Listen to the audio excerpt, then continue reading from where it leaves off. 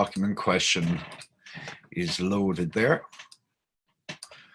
Can everyone see my screen? Yeah. Okay, so let's go through this. There's a few things we have to discuss here. And there's a lot of advice out there. And there's a lot of slightly varying opinions. For example, we look at the structure of the document question itself. I've just highlighted it there. Number one, the document question is the first of your 4 questions. Just about every student approaches it first, which is normal and it's practical.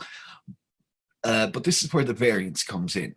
If we look at our time, it's 2 hours, 50 minutes. That's 170 minutes in total. And if you divide 170 minutes by 4 questions, you should get an average of roughly 42.5, okay? What? No. Identify it as the South Jackson line. Now, I'm going to put up side by side, actually. I'm going to put up here the document question, the 2 documents that this is based on. So, history, late modern, and yeah, 2009, and here we go. Montgomery bus boycott. Now, I'm going to open it with preview because it's more manageable. And we're going to put it up here, and I put my document here. So I'll move this over a little bit. Just a moment, so we can see our documents. Now, let's go down to the 2 documents. Can you see the documents on my screen?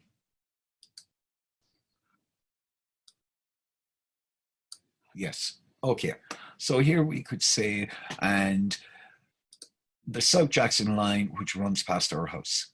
So all we have to say there is according to document A, and it's good to use that, use the phrasing of the question just to direct your answer to being extremely efficient and specific. The South Jackson line ran past the King's house.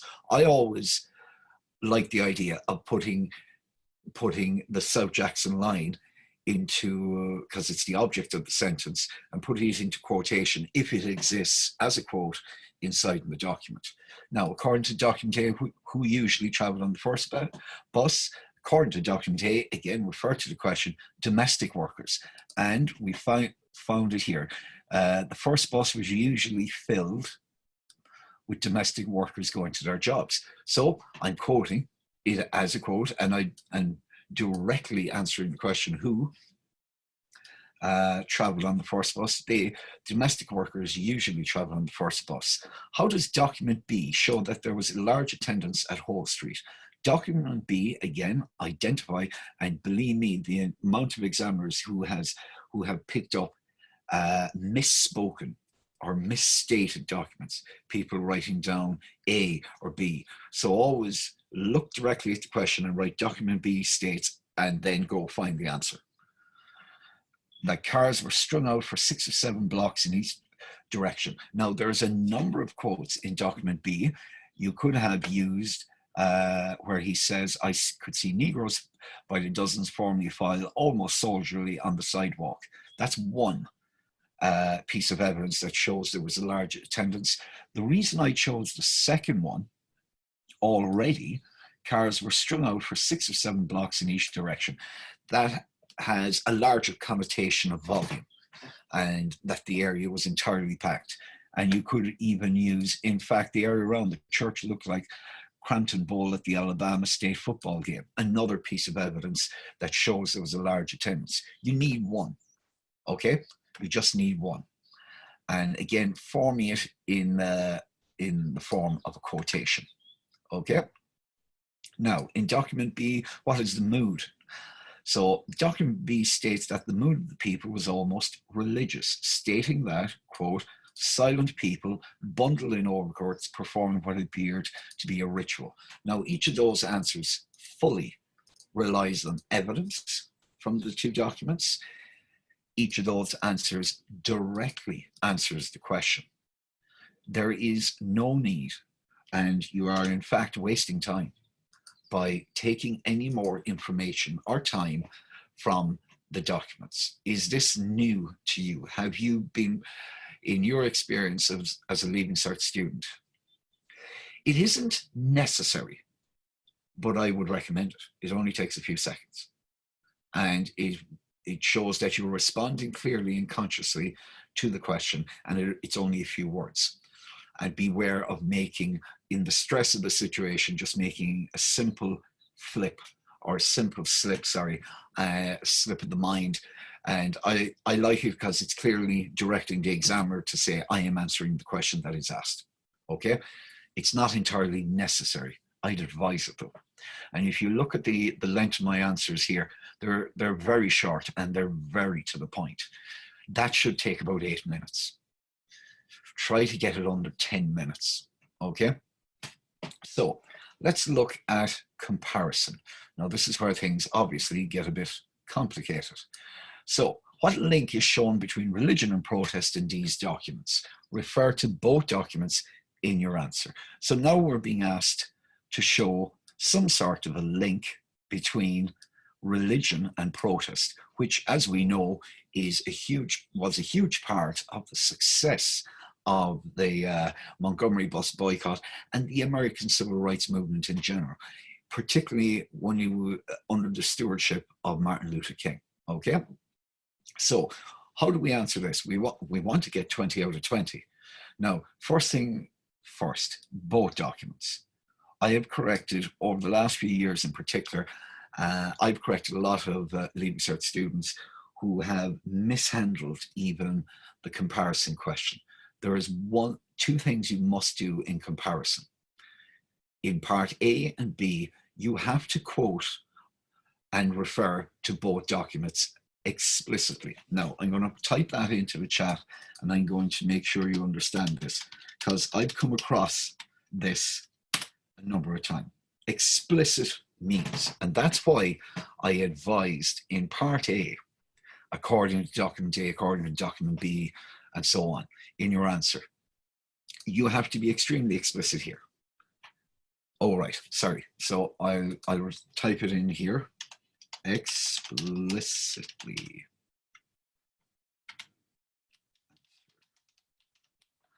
There, can you see it? Explicitly. And what that means is don't hint at things, don't imply, be extremely direct, objective, and name them, okay? So we have to start with, we have to refer to both documents. So what I always like to do is I'm planning in my head before I even start, and I'm going to say in document A and also going to say in document B. Now, we're comparing the two documents, but you know, there isn't much of a comparison here. So you can add to this that you could judge one to being more, containing more. But the wording of this question is, what link is shown between religion and protest in these documents? So you're free here to refer to them separately, okay? And there was a bit of trouble over this as well. Where's the comparative language here? It's not really there. So all you have to do here is go through document A and document B and refer to what is there. So in document A, there are no direct indications of a link between religion and protest. No, there's no direct or overt, okay? But, however, the author, Martin Luther King, does seem surprised by the level of compliance with the protest, mentioning that, quote, a miracle had taken place, alluding to a religious origin to the success of the protest. So that's the only link I could find in all this that, you know, in some way alluded to a religious nature. And it's funny because he was a religious man, but he was also a very objective man. And at the end, he adds his own flavor of spirituality, where he says, if you look, you know, instead of the 60% cooperation we'd hoped for, it was becoming apparent we had reached almost 100%. That's fairly objective to this point. But then he says, right at the end, a miracle had taken place. That's where he loses objectivity. And he says, a miracle has taken place. Now, whether you're a Christian or not, you can say there's no miracle here. It's just that it's a hugely successful and popular protest, but it alludes to religion. Now, in document B, which is written by a journalist, there is more. In document B, the first link between protest and religion is apparent. That is apparent, sorry. I should have written there. That is apparent is that, oh, I made a mess of that. My apologies. Is that the meeting is taking place in a church. Now, that's a reference, but it's evidence. Okay? And you'll notice that I list things very clearly. Firstly, secondly, the author describes a silent line of obedient attendees appearing to be performing a ritual. So, here they have it. They were silent people, bundled in overcoats, performing what appeared to be a ritual. So I've quoted from his statement, an objective journalist, and a ritual is associated with religion. Additionally, if you want to add more points, and this is very important for the examiner, if the examiner sees you presenting evidence in this very cohesive and clear manner, he or she is going to be delighted just to rack up the points for you. It's really important to distinguish one point from another, even here. This is a document-based question. We don't want general answers. We want very specific evidence lined up. It doesn't matter which one comes first. You don't have to put it in order of merit. It doesn't matter. Just number them, and clearly I've come across students putting two different quotes in one sentence. That's, you're just shooting yourself in the foot. Put a full stop and say secondly, or put a full stop and say thirdly, or additionally. Just have, for each quote and point, make a new sentence as clearly and as efficiently as possible. Every time you do that, the examiner has to respond with marks. Do you understand? So if you put two pieces of evidence in the same sentence, you're just you're taking marks away from yourself. Do you understand my point about that? Okay, so I'll move on. Additionally, the protest meeting had singing followed by a prayer by the minister. Again, clearly underlining the link between religion and protest. It's important here in these questions, in comparison and criticism, to try and find places and spaces where you can refer back to the question, okay? So finally, as another point, Joe Asbel also states that the protest meeting was much like an old-fashioned revival or religious meeting. So he says down here, the meeting was much like an old-fashioned revival or religious meeting. So we've given about 4 pieces of evidence from document B, and we've given 1 strong piece of evidence from document A. Now, the question arises here. We've been told to treat both documents equally. You have. Now, have I treated both of these documents equally in this answer?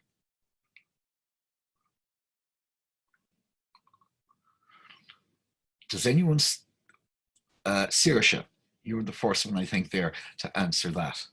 You said yes, but there's far more information in my document B response than my document A. Yeah, there are more points in document B. There just are no more points in document A.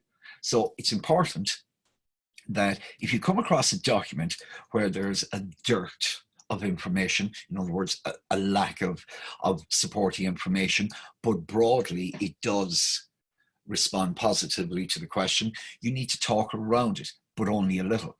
The author, Martin Luther King, does seem surprised by the level of compliance with the protest, mentioning that a miracle had taken place, alluding to a religious origin to the success of the protest. There are more points to be made in B, and that is crucial because I'm going to show you something now.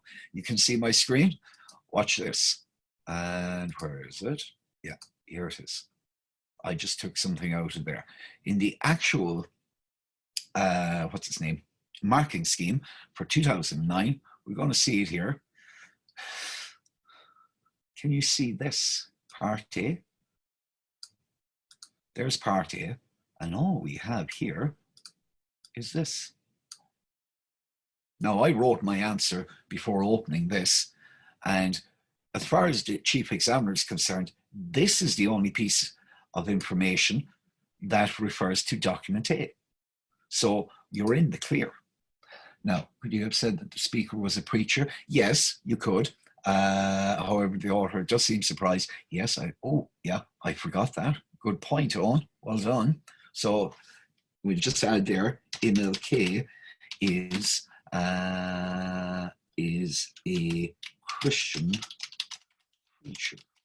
I'm just adding that in poorly there. Yes, when approaching these questions, now Eve has asked a question, when approaching these questions, would you recommend reading the documents completely before you answer the questions?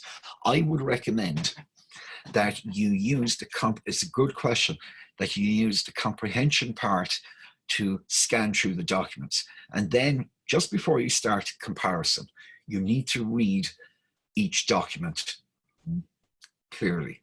So you need to take a minute or two to read each document, okay? And then quickly go back to the comparison question and then back to document A and document B again, okay? Now, so that's our document A and B clearly covered in these two, okay? And these two should get us at least 9 out of 10 because there simply are no more points to be made. At least 9 out of 10. In fact, it should be 10 out of 10. Okay. Now, part B. Do both documents indicate it's been right out? Okay, we shouldn't include context in comparison. Is it okay if it's, yeah, like it was Owen that made the point there, that the context that he is a Christian preacher, does it belong there? It does really, if you think about it, because the question did ask, what link is shown between religion and protest in these documents? Now, what I should have also said here is that Martin Luther King, one of the organizers and chairman of MIA, is a Christian preacher also. So he was part of the Montgomery bus boycott. He's a Christian preacher. So it's contextual information. Now, the document itself, is that separate from the author? It is and it isn't.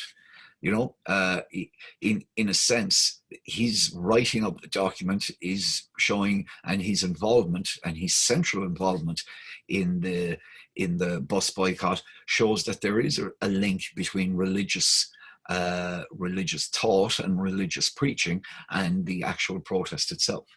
Okay, you shouldn't go into any great detail about it. No, you're right. You really need to. The reason we can include what Owen said is because it is contained in the document, and the document clearly states that this is Martin Luther King recalling. So Martin Luther King is the author of this document, therefore he is involved. Okay. Now, if Martin Luther King was mentioned in the document or named in the document, then you couldn't infer it. Does that make sense?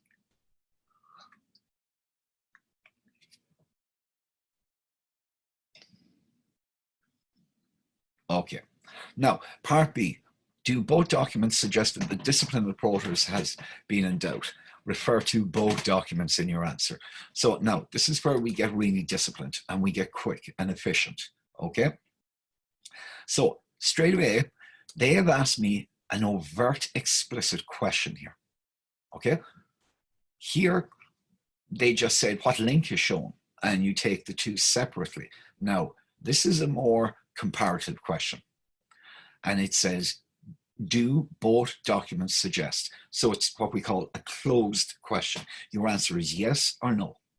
So it's important to be efficient and quick and come to a conclusion, yes. Yes. Now, some students could take that and they could put it at the bottom, and that's perfectly allowable.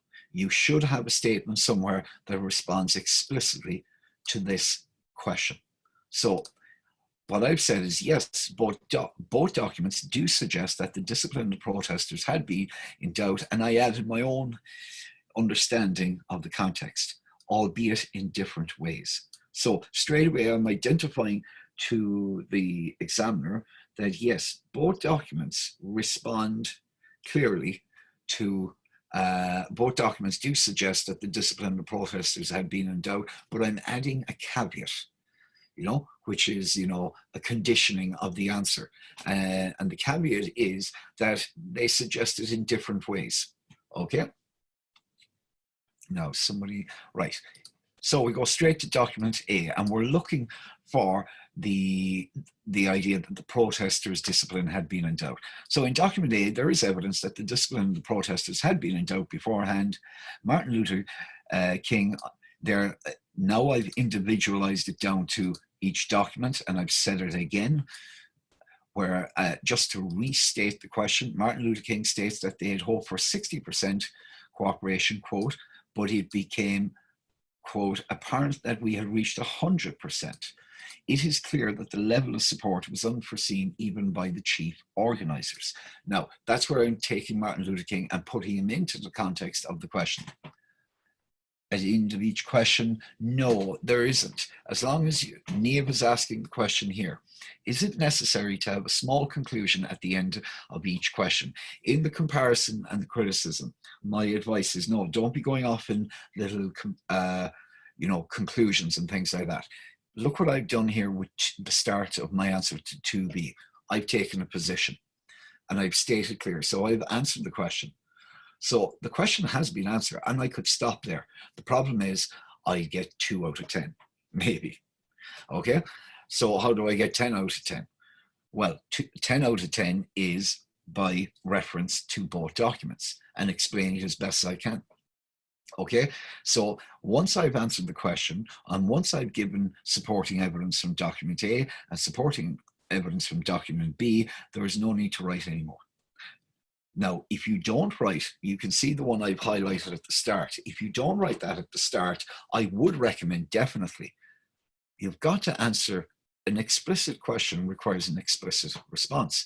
So you definitely would have to have a line at the end saying, this shows that both document A and document B both suggest that the discipline of the protesters had been in doubt.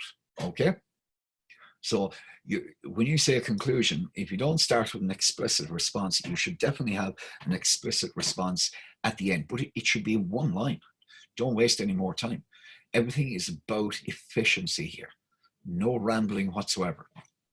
Now, in document B, the author implicitly notes that the discipline of the protesters had been in doubt. Amy has a question here. Would you recommend highlighting or marking any quotes taken from the text to show the examiner more clearly? Absolutely not. Good question, Amy.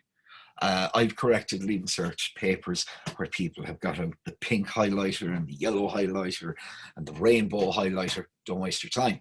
You don't have time for capping and uncapping different pens. What you must do, Amy, to answer your question, look at the one I'm highlighting here. And this is what we call integrated quotation. I didn't just dump it there. I integrated it into my own response. Martin Luther King states that they had hoped for 60%, quote, 60% cooperation, end quote, but it became, quote, apparent that we had reached 100%, end quote.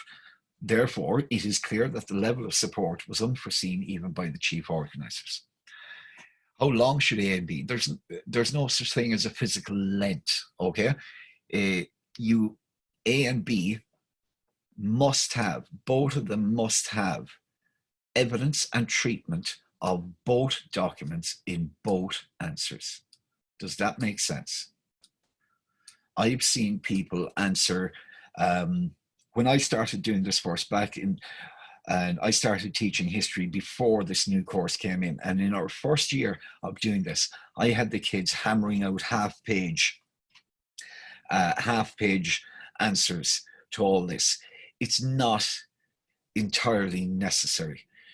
What we're looking for is precision, not, we're not carpet bombing the examiner with references and quotes and all the rest.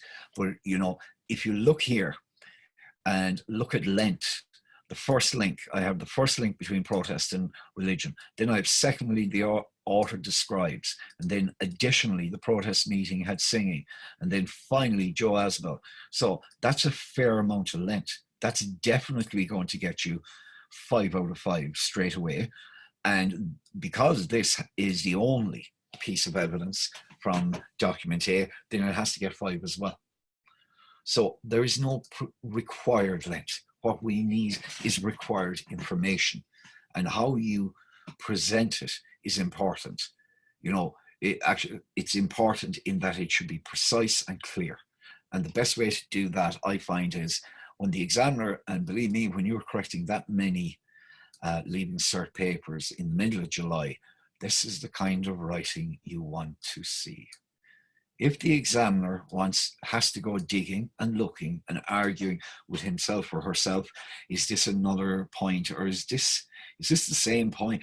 I mean, that's just the last thing you want to be doing. It is the worst possible way of presenting information. And then the only thing the examiner can do is, right, the information's there, but it's poorly presented, and I can't, distinguish between this piece of evidence and that piece of evidence, so maybe take 1 mark off. Don't give the examiner the opportunity. Firstly, secondly, additionally, finally. 2 separate paragraphs. Jamie, you asked a question. Should you always describe document A and document B with 2 separate paragraphs? Yes, you can. And for me, it's clarity. And again, what I said here, and I should have included, and I've caught myself out here, sorry, what link is shown between religion and protest in these documents. But you see, it didn't say, do both of these documents show a link between religion and protest? If it had said it in the explicit closed sense, this is an open question. A closed question is, does it or doesn't it? Yes or no. But if it had been closed, I would have answered and said, yes, both document A and document B clearly show links between religion and protest. Okay? So there's no explicit closed question here. So I'm free to use them and take them one after the other. Okay? But this one has a closed question implying a link between the two. So it's either yes or no, or in a very complicated answer, you could be saying document A does suggest the discipline of the protesters had been in doubt, while document B does not. Okay, if document B had not suggested it. Okay, yes. And would you rather do documents? Oh, I would recommend at the start. Because really, if you're going to be powering through, but it's up to each individual in this sense. It is actually up to each individual how they're going to approach this. And if you have practiced before with doing if you've practiced with at least 2 essays before a document question, in other words, if you sat even class exams with 3 questions and you've done the document question last, that's a good practice for it. And of course, you've all sat your mocks. So if you approached the mock and you did the document question and you did really, really well, even after doing the other 3, or even if you did it second last and you still did very well in the document question, then I don't see any point in interrupting your rhythm. I do recommend, however, that wherever possible, the document question comes first, because I'll tell you why. There is a simple reason for it. When you are writing an essay, you are relying on one thing. You write down the question. In all the other sections, you write down the question, and then you're going into your own memory. You're trying to form sentences, arguments, and propositions based on evidence and knowledge. So you're going into a certain part of your brain, okay? Your memory. Now, when you're doing the document question, 3/4 of it, you are not going into your memory. In fact, you're staying out of that part of your brain. Why? You're going into the evidentiary side of your brain, which is right at the front. And at the front of your mind is, when you go into that exam, the first question you try should be a reading comprehension question, which is essentially what part 1, 2, and 3 are all about. They're saying here is evidence and here are questions. Now go to the evidence and find answers to these questions. If you're trying to do that after writing 3 other very long essays, you may find that your attention is slipping, okay? You may find that your ability to hone in on things is just, it's tiring because your hand is tired. And if your hand is tired, your brain is tired, and your brain is compensating for your tired hand. And if your brain is tired, its level of vigilance and observation it's only going to come down a tiny bit, but it's certainly not going to be as high as your level of vigilance was at the very start of the exam.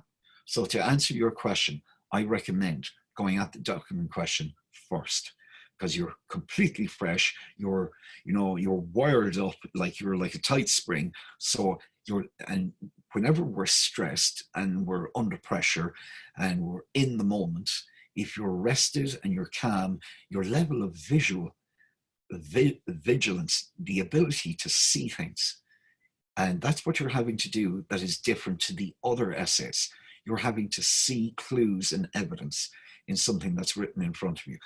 Definitely do it first, because after 2 hours and 10 minutes, your hand is tired, your brain is tired, you're exhausted, and you may not have the same level of vigilance. Does that answer your question,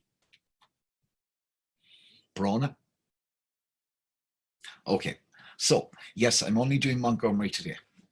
So do both documents suggest? So explicit question, closed question, so I must give it a closed answer, even a qualified. Yes, document A does, but document B does not. Or you could even go so far as say both document A suggests, largely suggests, or gives a lot of information to support the opinion that the discipline of the protesters had been in doubt, while document B. But you shouldn't go into too much qualifying statements. Unless one is yes and no, you can simply give a direct answer. Yes, both documents do suggest that the discipline of protesters had been in doubt, albeit in different ways. So I said this to catch the examiner's eye, in different ways. Ooh, and the examiner's going to say, no, what does he, she mean by this?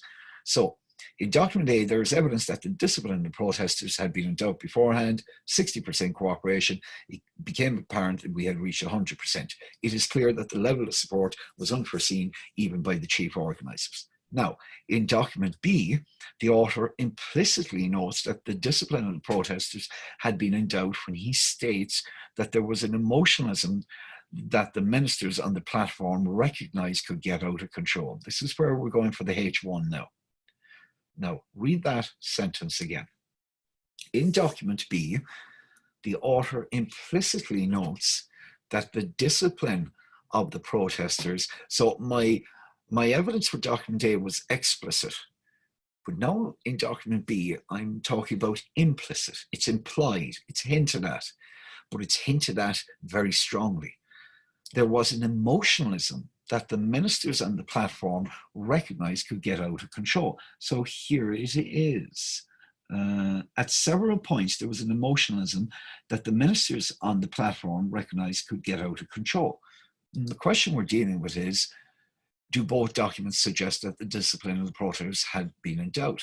So even the ministers on the platform who were planned and organized the protest and who were leading the protest meeting, they felt that there was a danger here that this could spill over into something more negative and aggressive and obscene in a way, that the emotionalism was too much. So that's a really good reference to make about, and it's not the author making it, who is a journalist. He's implying it, that he recognized the ministers on the platform recognized could get out of control.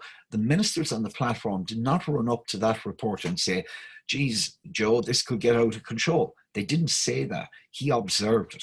He observed probably their wariness and trying to calm the crowd. So he's implying something here about the relative discipline of the crowd. But it's an important response, and it's a clear piece of evidence that the journalist was actually highly objective here. and he was watching every little detail. And he wasn't just watching the crowd, but he was watching the minister's reaction to the crowd and their control of the crowd. And their behavior obviously gave away the feeling to this journalist that they were worried about the crowd getting out of control. So that's our first piece of evidence. Furthermore, and again, as I said before, list your points: the first, second, additional, finally. And in this one, I'm saying furthermore, to add a second point. Document B explicitly states, that the meeting had proved that beyond a doubt there was a discipline among Negroes that many whites had doubted. So here it is in the document.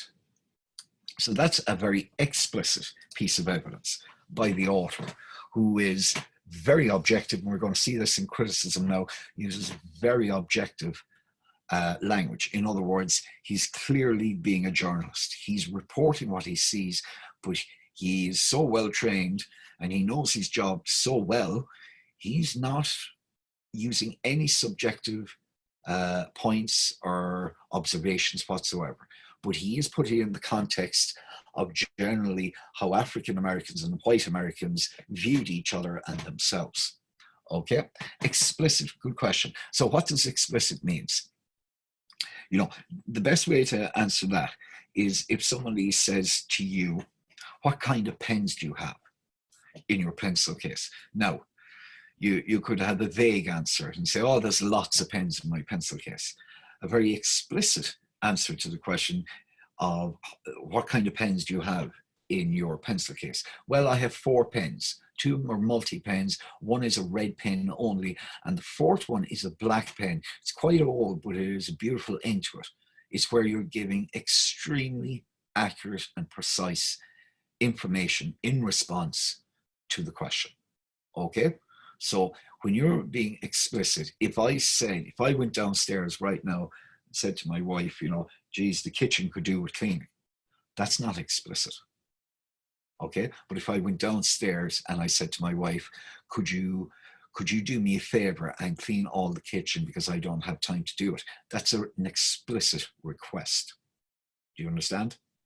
When you're clearly identifying and stating what you want or what you need. Does that make sense?